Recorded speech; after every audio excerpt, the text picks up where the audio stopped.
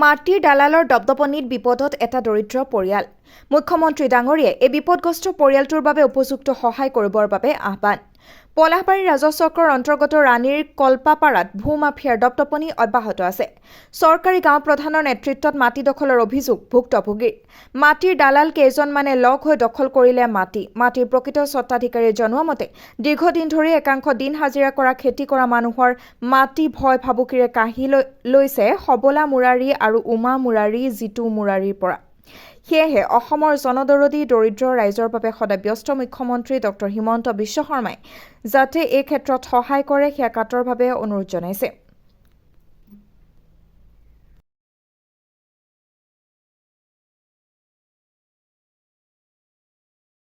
মই আজি এইটো মাধ্যমৰ যোগেদি মই কিছু কথা জানিব বিচাৰিছোঁ।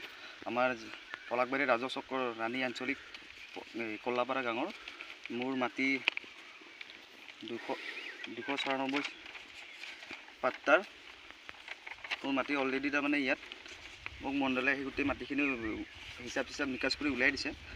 তাৰ উপৰিও দুজনমান দালাল আহি পেলাই মোক তাৰমানে ধমকি ভাবুকি দি আছে ইয়াত মোৰ মাটি নাই বুলি। সিহঁতৰ এইবিলাক চাব পাৰে আপুনি। মোৰ দেউতাৰ, মোৰ মাৰ, মোৰ বৰমাৰ নামত আছে, আমাৰ নামত আছে। এইটো মোৰ মাটিৰ মানে মেপখন দেখাই দিছে এইখন, আৰু এইবিলাক মোৰ মাটিৰ খাজানা পত্ৰ গোটেইখিনি আছে। সিহঁতে মানে আহি পেলাই মোক কৈছে কি মোক বোলে মাৰি পেলাব, কিবা তেনেকুৱা ধৰণৰ ভাবুকি দিছে। এইটো কেতিয়াৰ পৰা হ'ল আপোনালোক ঘটনাটো? এইটো ঘটনাটো আপোনাৰ 2-3 দিনমান ভিতৰত হৈছে। মোক আহি পেলাই ইয়াত ধমকি ভাবুকি দিছে আৰু মোক মাৰি পেলাম, আগত বোলে ইয়াতে গাঁত খান্দি দিম, কিবা খান্দি দিম, তেনেকুৱা ধৰণৰ ভাবুকি দিছে মোক। নামকেইটা কি তেওঁলোকৰ? তেওঁৰ নামটো হৰকান্ত ৰাভা, এই বাকাৰপাৰা স্থানীয় বাসিন্দা হয়। আৰু তাৰ লগত আছে আমাৰ ইয়াৰে গাঁওবুঢ়া, চৰকাৰী গাঁওবুঢ়া, তাৰো হাত আছে।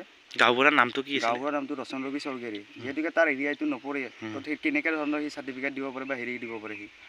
আৰু শুনিছিলোঁ তেওঁৰ মাটিৰ নামতো কিবা নামজাৰি কৰা বুলি ক'লে। হয়, এই মাটিৰ মানে যিবিলাক মানে ফিল্ডত লাগি আছে সিহঁতৰ নামতো মানে তাৰ ব্যক্তিগত কিছুমান মানে হেৰি মানুহ, তাৰ মাক দেউতাকৰ নামত বা সিহঁতৰ মানে ৰিলেটিভৰ কোনোবা কাৰোবাৰ নামত সেনেকৈ মানে মাটিবিলাক সিহঁতে চৰকাৰী মাটি ইয়াত মানে 15-16 বিঘামান আছে।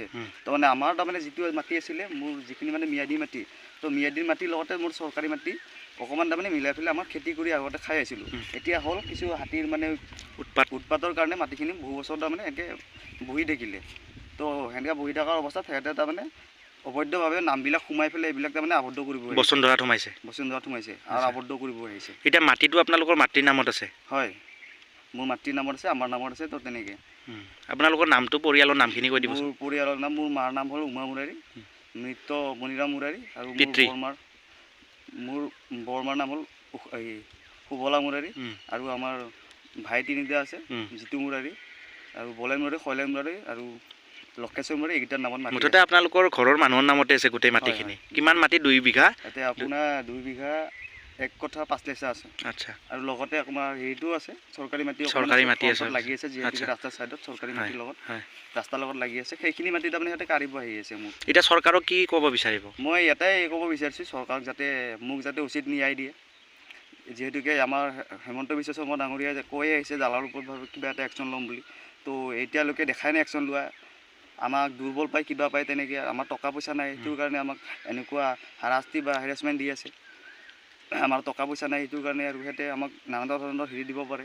আমি কোৰ্ট কাছাৰী নাজানো ভালদৰে, চিনি নাপাওঁ ক'ত কেনেকৈ কি কৰিব লাগে।